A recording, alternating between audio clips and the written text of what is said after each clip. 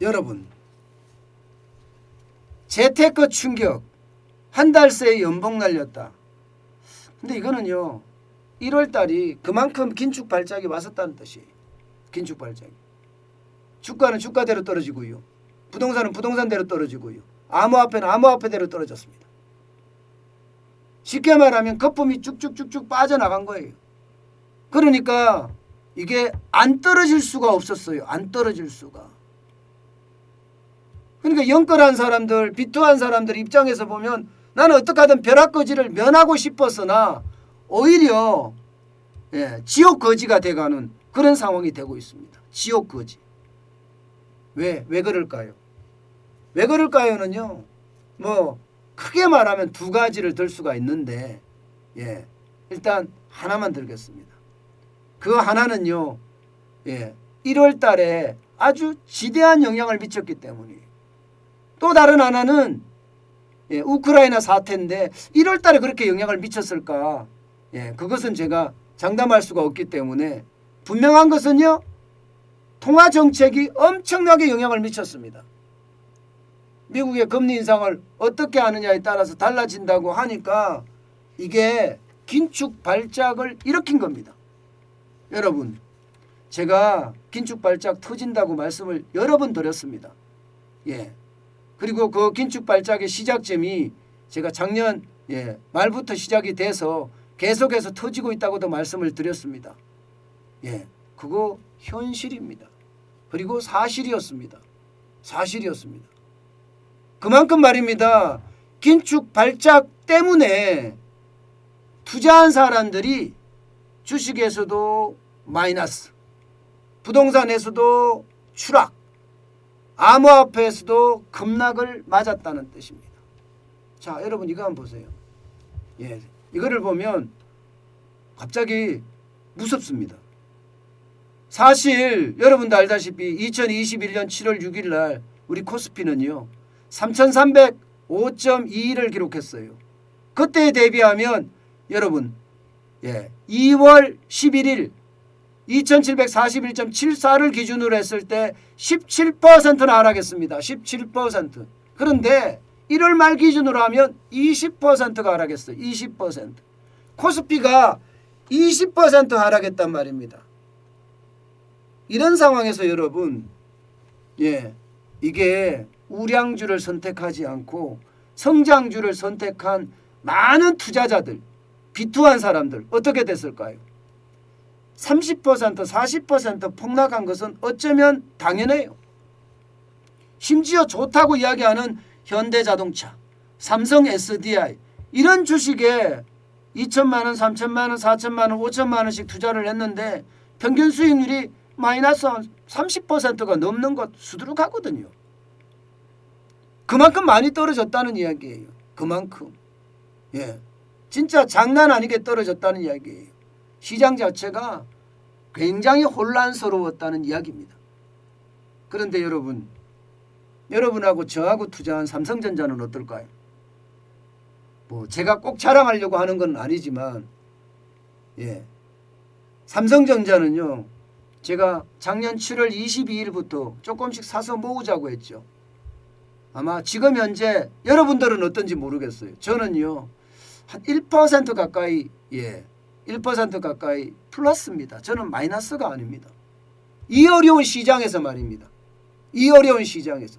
그래서 여러분들에게 제가 늘 권하는 게 그거잖아요. 한탕은 없다. 한탕에서 돈을 벌을 수는 있다. 그러나 그 한탕한 돈을 지킬 수가 있겠느냐? 못 지킨다. 못 지킨다. 어렵게 힘들게 내가 진짜 고민해서 버는 돈은요. 그 돈은 지킨다. 한탕이 아니라 꾸준히 저축해서 하루 이틀 사이가 아니라 10년씩 들고 있으면서 계속 투자를 하면 돈을 번다. 이 말씀 드렸잖아요. 근데 그게 요즘은 현실이 되는 것 같습니다. 현실이. 현실이 되는 것 같아요. 어쨌든 여러분 비투했는데 30% 폭락했다. 이것은 어쩌면 당연하다고 이야기하죠. 어디 그뿐입니까? 아파트는 어때요? 아파트는 영끌해서 아파트를 샀는데 최근에 보니까 많이 떨어지는 거예요.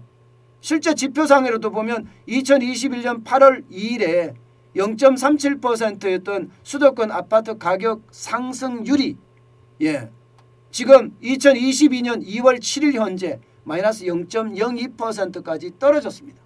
그러다 보니까 말입니다. 웬만한 곳에 실거래가가 떨어졌어요. 물론 실거래가가 굉장히 작아요. 굉장히 작아요. 거래량이 거래 절벽이라고 이야기할 정도로 작기 때문에 이게 뭐 5천만 원, 1억, 2억 떨어진다고 이게 떨어진 거냐. 이것은 통계적으로 유의적이지 않다. 이렇게 이야기하는 거 사실이에요. 저도 그건 인정합니다. 인정합니다. 그렇지만 떨어지고 있다는 것은 사실입니다. 10억을 올랐지만 1, 2억이 떨어지고 있는 것도 사실이에요. 연끌한 사람들은 결국 10억에 샀다는 이야기가 되는 거고 지금 떨어지는 것은 1, 2억이 떨어져서 손해를 보고 있다는 이야기가 되는 거니까요. 그만큼 말입니다.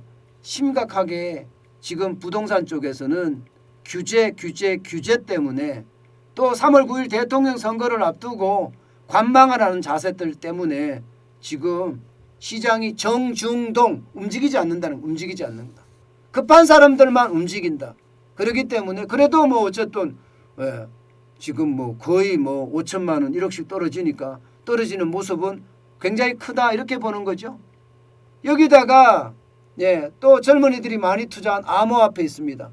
비트코인만 하더라도 2021년 11월 8일 현재 8,140만 원을 가던 비트코인이 지금 뭐 4천만 원까지 떨어졌다가요. 2월 13일에 조금 회복을 했습니다. 오후 5시 기준으로 5,180만 원까지 회복은 했어요. 그러나 이것은 회복을 다 했다 이렇게 보긴 그렇습니다. 이거면 당장만 보더라도 계속 돌고 있었다면 적어도 비트코인 같은 경우는 50% 40% 하락한 것은 당연한 겁니다. 젊은 친구들 암호화폐 뭐 비트코인만 뿐만 아니라 뭐 비트코인 안에서 있는 이더리움이나 리플이나 이런 주식에 이런 코인에 투자하거든요. 그럼 투자했던 친구들은 벼락 부자가 되고자 했으나 결국 늦게 시장에 들어간 사람들은 지옥 거지가 돼가고 있다는 이야기잖아요. 이렇게 말입니다. 결국 암호화폐에서도 폭락, 부동산에서도 급락, B2에서 주식 투자에서도 폭락. 이러니까 결국 어떻게 됩니까? 많은 사람들이 결국은 1년 한 달 사이에 1년 한 달 사이죠. 1월 한 달 사이에 긴축 발작이 터지면서 내 연봉이 날아갔다. 이런 얘기가 현실이 되고 있는 것도 사실입니다. 그만큼 말입니다. 진짜 충격의 어떤 강도가 점점 커진다는 거예요. 그런데 문제는요, 여러분. 앞으로입니다. 앞으로가 더 문제입니다. 지금 제가 말씀드리는 거 있잖아요. 큰 거 한 가지는 이제 말했지만 지금 다가올 한 가지는 러시아 사태입니다. 그리고 중국의 경제 성장 둔화입니다. 이런 것들이 한꺼번에 몰린다면 거기에 대한 충격 굉장히 클 거예요. 서강대 김영희 교수도요. 미국 증시 20% 추락한다. 이렇게까지 섬뜩한 경고를 내놨을 정도고요. 코스피도 지금 2,700을 가고 있는데 2,500선까지 떨어질 걸 각오해야 된다. 그러면 200포인트가 빠진다는 거잖아요. 200포인트. 그죠? 200포인트가 빠지면 10%가량은 안 되지만 지금보다가 또 한 번 빠질 수 있는 그런 상황이 온다는 이야기가 되잖아요. 그만큼 시장의 충격의 도가 점점 커진다는 이야기입니다. 여러분 이런 시장에서는요. 여러분 섣불리 남들 말 듣고 투자하는 거 저는 반대예요. 제가 여러분들에게 늘상 말씀드리지만 돌다리를 두드려서 가는 것이 아니에요. 돌다리를 망치로 때려보고 가야 됩니다. 이제는. 이 돌다리락은 안전하다고 생각을 하고 걷는데 이게 언제 쑥 빠질지 모른다는 뜻이에요. 두드려서 가는 게 아니라 망치로 때려보고 괜찮은지 안 괜찮은지 가야 되는 그런 상황까지 왔다는 이야기입니다. 그만큼 말입니다. 그만큼 우리 경제 상황이 어려워졌다는 이야기입니다. 지금 올 상반기가 그 어느 때보다 이 변동폭도 클 거고요. 위기의 징후도 굉장히 클 거예요. 그렇기 때문에 정신 바짝 차리고 시장을 들여다봐야 됩니다. 그렇지 않으면 언제 어느 때 내 자산이 좀 더 가면 내 재산이 사라질지 모릅니다. 증발합니다. 그래서 시장을 냉철하게 바라보는 눈 필요합니다. 정환전 TV를 계속 보시면 제가 알려드리겠습니다.